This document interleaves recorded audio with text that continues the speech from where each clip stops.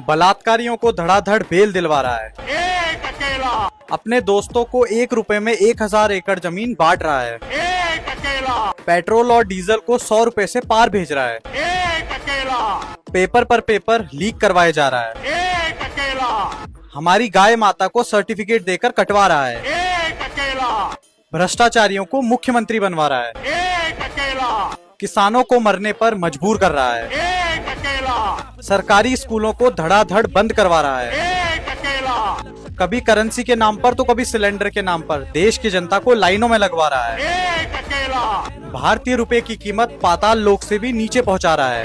एक अकेला, देश की लंका लगवाए जा रहा है। लेकिन अंधभक्त कहते हैं बाप मोदी है। वाह रे अंधभक्तो वाह। खड़े रेले लाइन में ना, जमीन अपनी पर नोट दिखाकर साइन लेना, ड्रग्स लाए ये फिर ढकेल देंगे क्राइम पे ना, अकेला इंसान फिर